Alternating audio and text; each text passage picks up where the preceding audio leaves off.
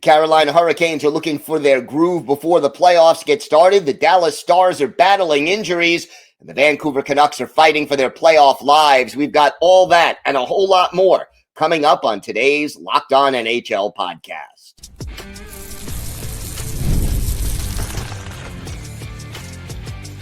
You're Locked On NHL, your daily podcast on the National Hockey League. Part of the Locked On Podcast Network, your team every day. Gil Martin here. Welcome, everybody, to the Monday edition of the Locked On NHL podcast, part of the Locked On Podcast Network, your team every day. I want to thank everyone who makes Locked On NHL your first listen every day. Don't forget to subscribe on YouTube or wherever you listen to podcasts so you get new episodes as soon as they drop. It is my pleasure to welcome back to the show the host of Locked On Carolina Hurricanes, Zach Martin. And Zach, I got you here on the show after the winning streak ended, but let's face it, one or two games notwithstanding, the Carolina Hurricanes have been playing some pretty good hockey as of late. Yes, definitely, and thank you as always for the invite, Gil. Yeah, what a time to ask me on right after we get smoked 7-2 by the Kings. But yeah, I mean, other than that, if you really look at it, I think there was a stat going on in the game last night during their winning streak. They were out shooting their opponents like 27-13 or something like that. So the Hurricanes have been basically shooting the lights out for the last, I don't know, eight games or so. So yeah, outside of those random games, like we all know streaks can't last forever, but it is what it is. I mean, of course, guys are hurt. Illness is going back to the locker room again. But all in all, for where they're at and the fact that they're locked in for second place, which is great. Now it's, hey, we're second in the Metro. Let's go get second seed in the entire East. So, let's lock up home ice advantage as much as we can. And that's kind of, I think the goal right now is just getting that second East seed at this point. Talk to me about some of the injuries the team is dealing with and how likely are they to actually affect the playoffs? Well, Andrei Svechnikov has been out for a few games now after playing the Winnipeg Jets, and all we know is upper body. Of course, you know how it goes in the NHL. They'll give you a general idea, but you won't really know for sure. And so we're still waiting for him to come back. Unfortunately, Jordan Staal got an upper body injury against the Sharks, but no one knows exactly what that extended. So he's out right now. Illness is going back to the locker room once again. Shane Gostisbehere missed yesterday because of being sick. Hopefully not everyone else is too. And Seth Jarvis took a nasty fall yesterday from Warren Fogle. Bounced his head off the end board. So hopefully that's not too bad, but we haven't really heard of a status update yet as they play it, Sunday night. So it's just one of those things where a lot of things coming up at the wrong time, especially at the end of a winning streak. But hopefully it's not too detrimental. You got some call-ups and some extra guys as well. Scott Morrow had to fill in for Gostisbehere. Yaska had to come in for Jordan Staal. And, if Seth Jarvis is out, who's next? So, yeah, right now it's not a good time to have injuries or random illness towards the back end of the season when you got like 14 regular season games left before you're into the playoffs. The Hurricanes organization has been criticized for the way they handled the Mikko Rantanen situation. Talk to me about what, if any, impact it had on the team after they had to trade him away. Well, I mean, if you look at the impact now, I think, you won 3 games with Rantanen, but he wasn't really much of the massive impact in the first 3 games. And you immediately saw right after they rip off another 5. Mark Jankowski started going Wayne Gretzky Super Saiyan mode with scoring 4 goals on 4 shots in 4 games. You're like, all right, cool, this works out. Then you got Logan Stankoven scoring goals now. And then, Taylor Hall still contributing and stuff like that too. So, while you lose out on Mikko Rantanen, you still have 3 guys that you brought in who are completely bought into the system. And now you see the team is outside of their power play, which is still massively struggling. I mean, the team was scoring 4 goals at a clip, beating the Jets, who are fighting for the President's Trophy, to beat Tampa Bay, who's, resurged once again. And then, you're still taking care of business against other teams as well. It's just, unfortunately, you face the buzzsaw that is the LA Kings right now, who are on an absolute run of their own. I mean, overall, even without giving up Mikko Rantanen, the team is still playing like that. The cloud or the just all the outside locker room stuff is finally doesn't have to affect them anymore. Now they can just focus on hockey, which I think is what all that uncertainty, and of course all the media was just going nuts over what they were going to do about it. I think it's kind of brought some relief to them. It's like, all right, we got our guys. There's no more changes to the roster outside of illnesses and injuries, but they know this is the group they're rolling with. So I think they got that. Okay, we know what's going to happen now. We got the team. Let's just go focus on the games.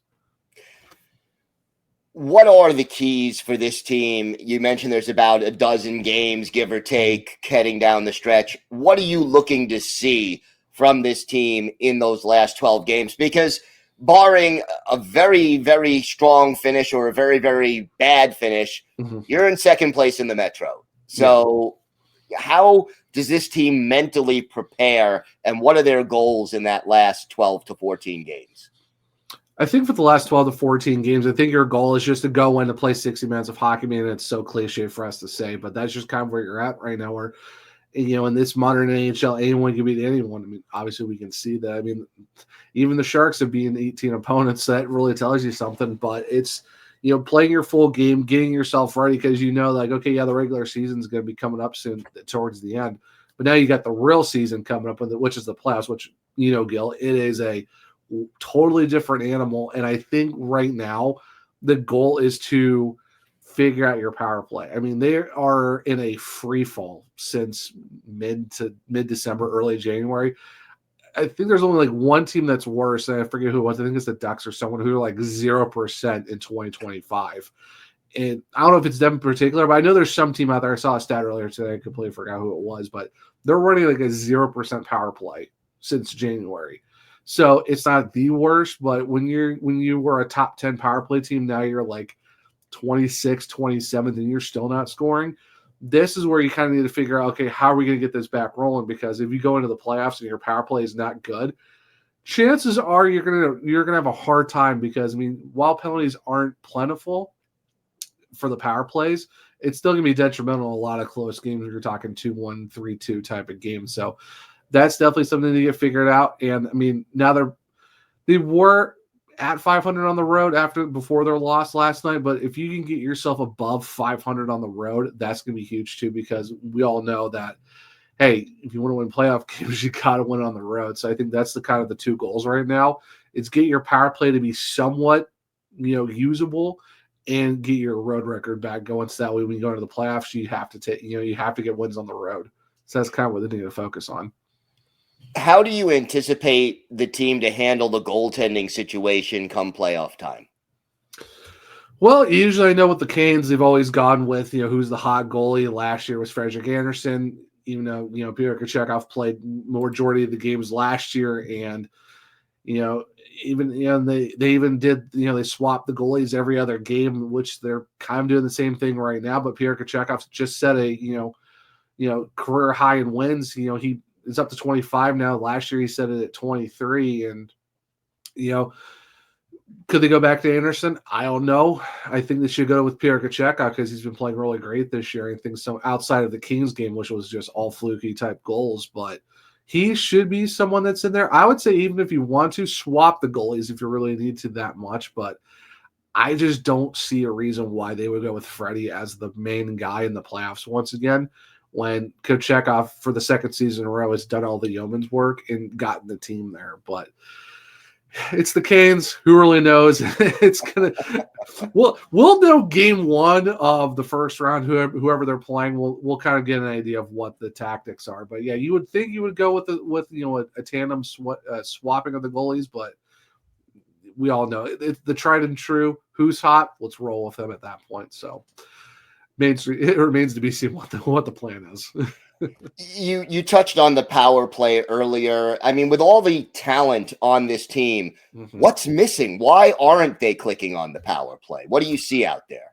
It's zone entries. Zone entries are absolutely killing them right now. And yes, we did have a guy in Martin Nichus who was good at that, but also at the same time, he's also prone to also giving up the puck and doing a little too much. And I think right now they try to go with Sebastian Aho. He's not really the greatest of entry guys. And I think what their issue is right now is trying to get their entries going and keeping the puck, because if they can't enter, they try to dump. But the problem is if you're trying to dump and chase on a power play, you're just giving the PKDs the opportunity just to get the puck out of the zone. So it's the zone entries and setting up. It's kind of is what their Achilles heel is, because then they can't set up to move the puck around. Of course, when they do, then you're starting to turn to playing a lot of perimeter hockey. So it's zone entries and honestly getting guys in the front of the net. Like I think teams, as you know, Gil, you need a Stefan Nason. You need a guy who's going to crash right in front of the net and take care of business. I mean, even the Islanders. I mean, I know you guys have been struggling too, but we all know what it is. It's who is your net front presence guy, who's your bumper guy. That's kind of the thing that the Hurricanes are really going to focus on: is figuring out getting buys in front of the net, and then figuring out zone entries. All right, Zach, why don't you tell our viewers and our listeners where they could find the podcast and where they could find you on social media? Yeah, of course. It's LO_Hurricanes on X. You can find Locked On Hurricanes on all podcast platforms and on YouTube. For me, I'm at One True Zach on X. I got Linktree in my bio to where you can find all the podcast stuff and even articles that I write around for anything hockey related. So yeah. All right, Zach, thank you so much. Hey, appreciate it, Gil, as always. Thank you. Today's episode is brought to you by Wonderful Pistachios. Looking for a snack that's both delicious and nutritious? Crack into a good source of protein with Wonderful Pistachios. Wonderful Pistachios is one of the highest protein nuts. Each 1 ounce serving has 6 grams of protein, giving you over 10% of your daily value. Plus, they're packed with fiber and better for you unsaturated fats to help keep you feeling fuller longer. Personally, I love the no shells variety. It's the perfect grab and go snack for busy days. Whether I'm snacking at my desk, on a road trip, or just need a quick protein boost, they're always my go-to. And if you love cracking open every shell for that satisfying crunch, the in-shell options are a classic favorite. So get snacking and get cracking with the snack that packs a protein punch. Visit wonderfulpistachios.com to learn more. That's wonderfulpistachios.com. It is my pleasure to welcome back to the show the host of Locked On Dallas Stars, Joey Erickson. And Joey, an interesting time for the Stars. Injuries really sort of getting in the way as we hit the stretch drive. Give me the latest on the injuries and when some of these key players may be able to return to the lineup. Well, unfortunately, we probably won't see Miro Heiskanen until round 1 of the Stanley Cup playoffs. He's in the gym, but he still has not skated yet. So we are anxiously awaiting the return of the Dallas Stars' best defenseman. Tyler Seguin has been skating, which is a positive sign, and there's a possibility he could be back in a couple of weeks, maybe the final week and a half, maybe 2 of the regular season, and that would be a nice addition to the lineup. But really the important factor and important player in all of this is Miro Heiskanen. He's the Stars' best overall player. He controls and can dictate the flow of the game, and it feels like his absence is starting to take a toll on Dallas, and you're trying to add Mikko Rantanen at the trade deadline. There's just a lot of moving parts, and unfortunately right now the Stars are just not playing very good hockey, and it comes at a really tough time. And Dallas won the other day against Philadelphia, and Stars fans, I think, have more concerns coming out of that win than they have had previously this season. So there's a lot of moving parts, and hopefully they can sort of get some of these ironed out before the end of the regular season. But I think a lot of their future in the Stanley Cup playoffs is going to be hindered on number 4 and what he's going to look like coming back, because it's a knee injury. You got to be careful with those things, and who knows what type of player he's going to be right away from a tough knee injury. Who are some of the players who are trying to pick up the slack for Heiskanen, and are they having any success at this point?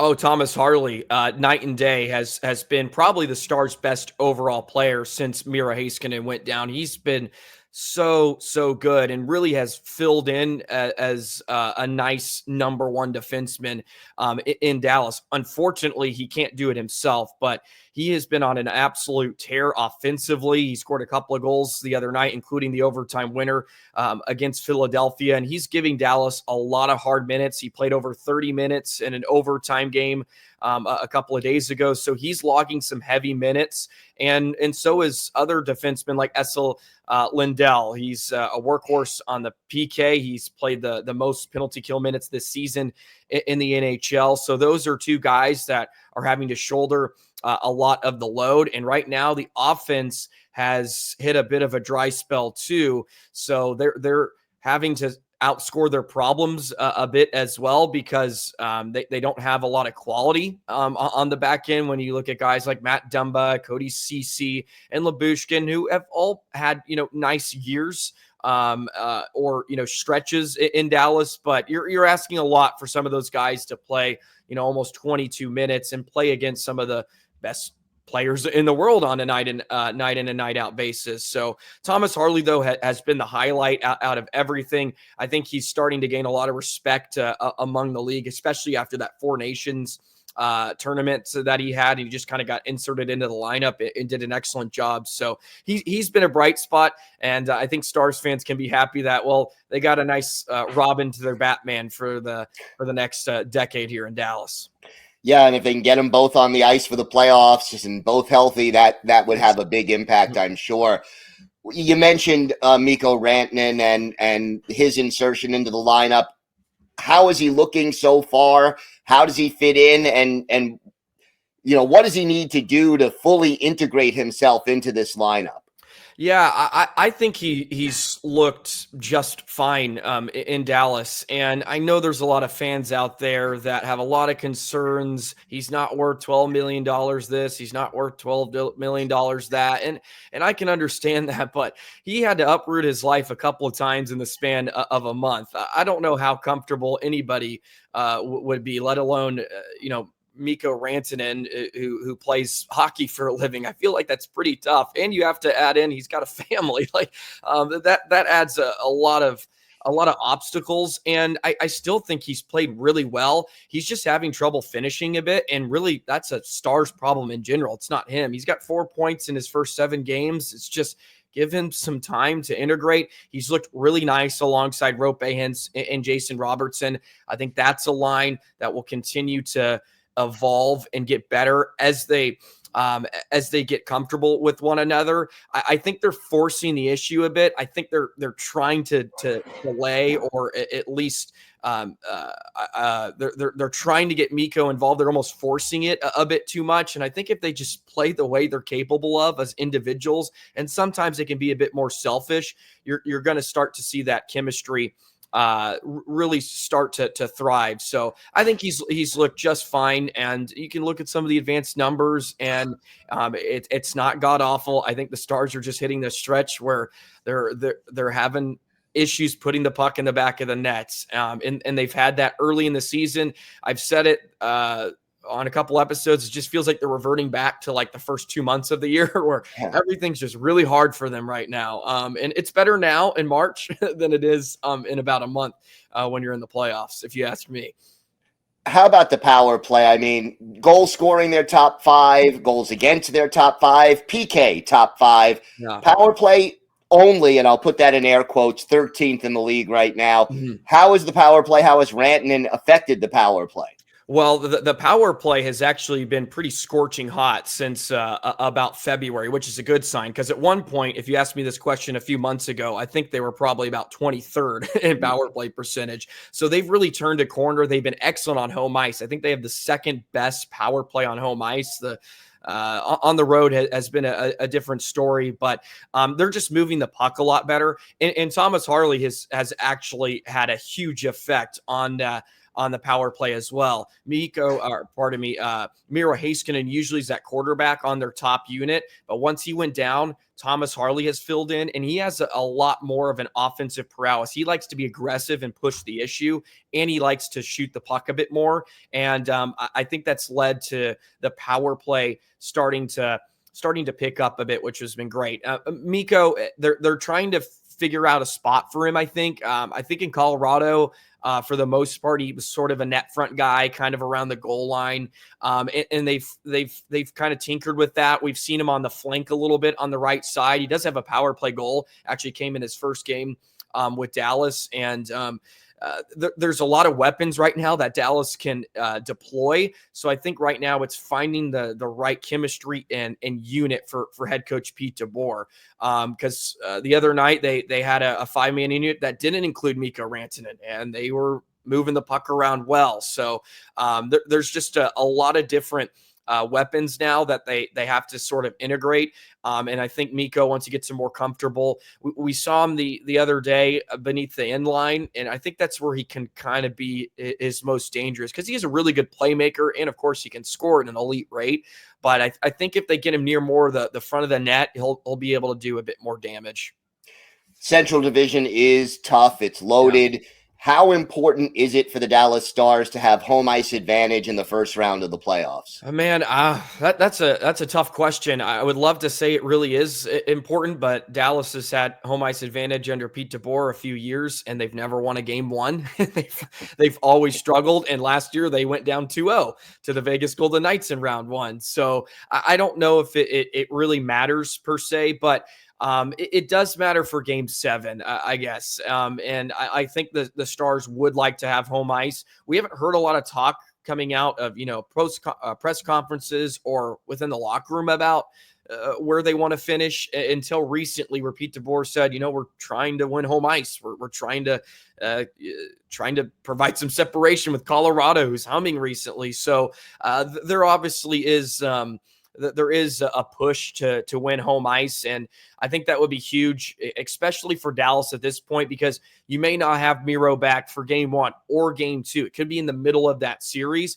So if Dallas has to sort of just kind of hang around, and maybe they can get him back, and then they have to maybe win game 6 on the road, and then they can come home in a game 7, I think that would be huge. So I would say it's maybe 52% important if that's a number. It just feels like nowadays it's so there's so much parity in the league. It just feels like it really doesn't matter, but it would be nice to have game 7 at home if you need it. All right. Joey, why don't you tell our viewers and our listeners where they could find you on social media and where they could find the podcast? Yeah, you can find me at Joey the Jet 19 on Twitter, and of course follow us on Locked On Stars. It's on Twitter as well, and you can of course find the podcast wherever you get your podcasts, including YouTube, just like this one. And always a pleasure to join you, Gil, on Locked On NHL, and appreciate you having me on. And good luck the rest of the way. Hopefully we can catch up again in a much much better spot for Dallas. Sounds good, Joey. Thank you so much. Today's episode is brought to you by Monarch Money. Ever check your bank account and wonder, where did all my money go? Between dining out, online shopping, and entertainment, it's easy to lose track. That's where Monarch Money comes in, your personal CFO, giving you full visibility and control over your finances. Monarch Money isn't just a budgeting app. It's a complete financial command center. You can track all your accounts, investments, and spending in one place, so you can stop just managing your money and start building wealth. When I started using Monarch, I realized just how much I was spending on food delivery. Now I budget smarter and save more. And instead of juggling multiple apps, you could use Monarch to check your finances, track spending, and even plan long-term goals. Take control of your finances with Monarch Money. Use code LOCKEDONNHL at monarchmoney.com for 50% off your first year. That's monarchmoney.com, code LOCKEDONNHL for half off your first year. It is great to welcome back to the show the co-host of Locked On Canucks, Trevor Beggs. And Trevor, this has been quite a roller coaster ride of a season for the Vancouver Canucks, and now some key injuries taking place over the weekend. What is the latest that you've heard about these injuries, and whether or not the Canucks will have a full team ready in their next game?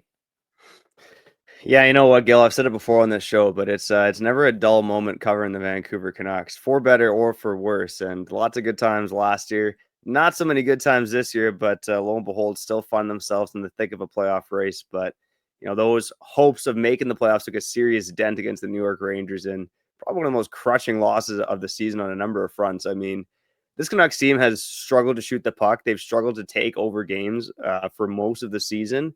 And it was different in New York on Saturday morning. I mean, they absolutely gave the Rangers their lunch, except they gave up 5 goals on 12 shots and ended up losing the game.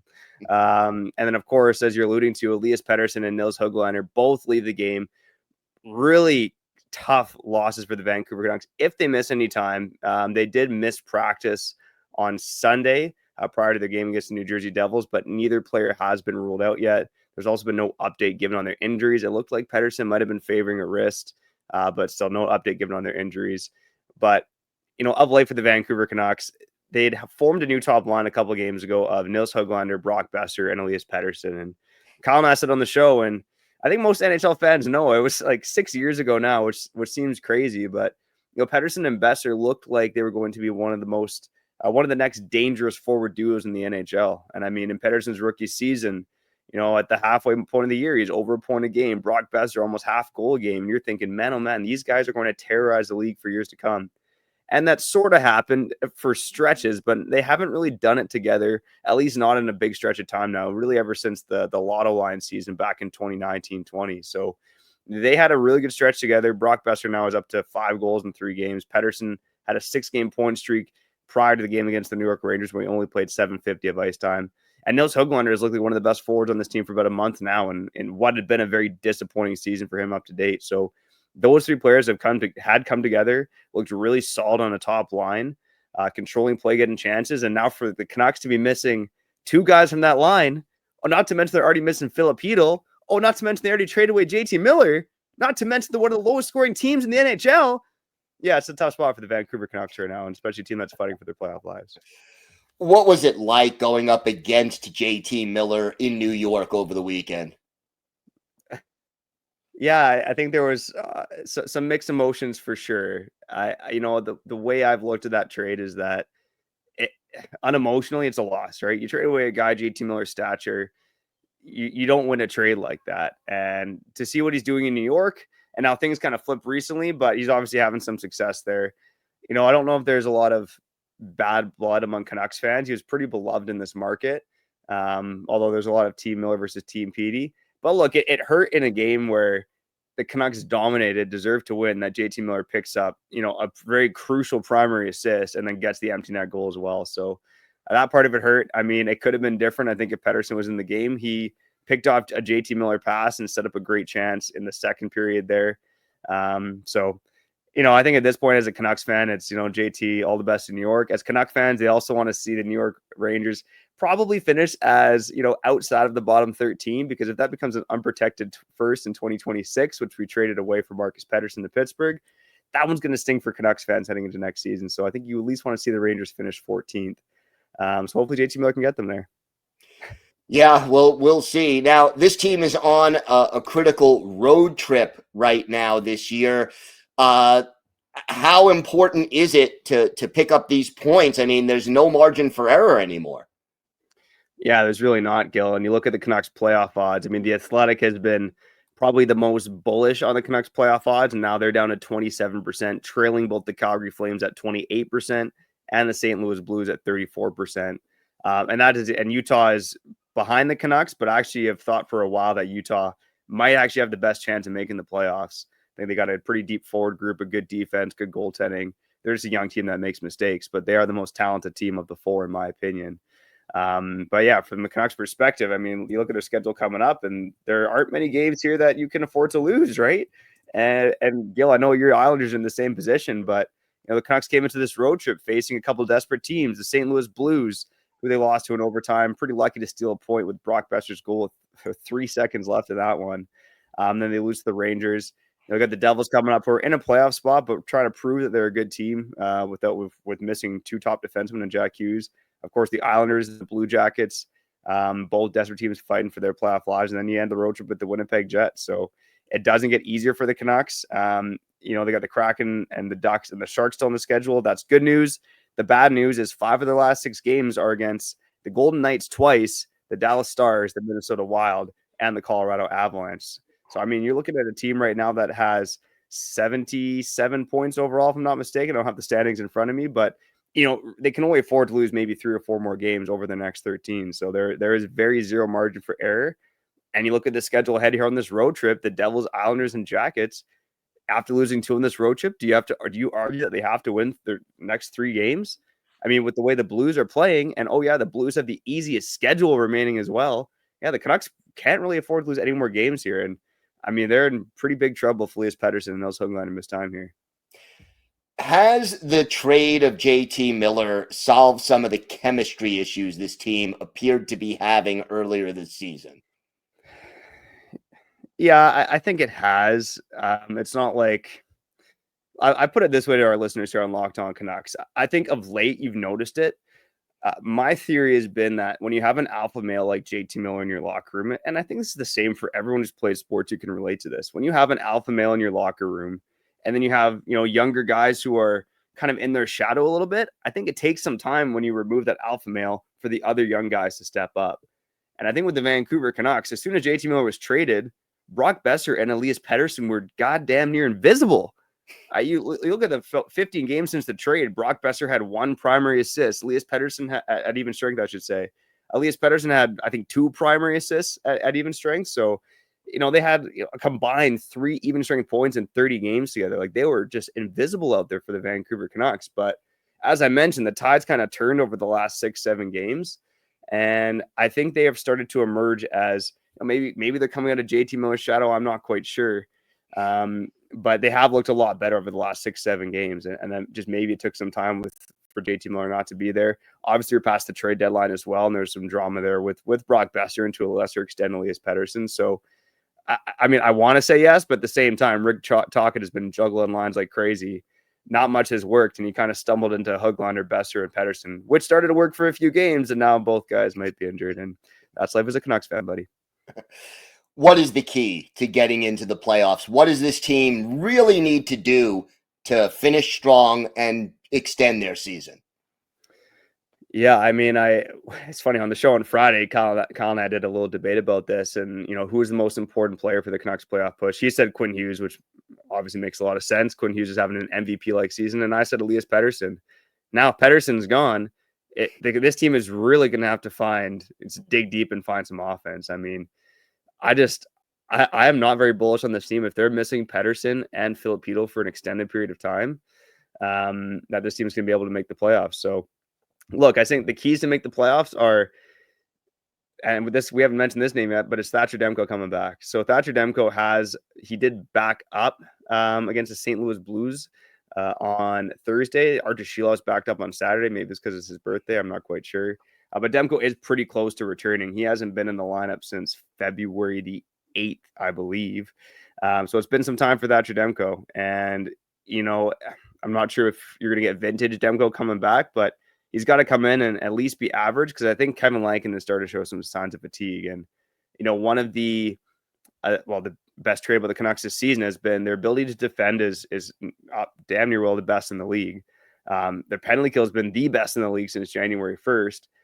And I think they give their goaltenders a fighting chance, but Kevin Lankin can't be overplayed. They don't trust Artur Shilov. So I'm going to say that it's a Demko return, and the Canucks just playing boring, grinded out 2-1 hockey. I think that's their path to making it. And then they're going to have to get a bit of luck to get there as well with teams like the Blues kind of maybe dropping some games against teams they shouldn't lose to.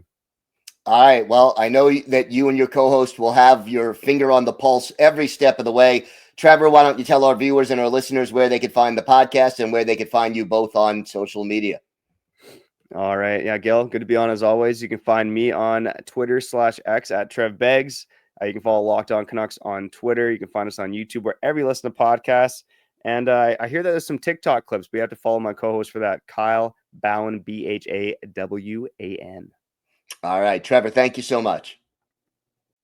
I want to thank everyone who makes Locked On NHL your first listen every day. For your second listen, check out Locked On Fantasy Hockey. Become a fantasy hockey expert and get the edge over your league mates with daily tips from our hosts, Steele and Flip.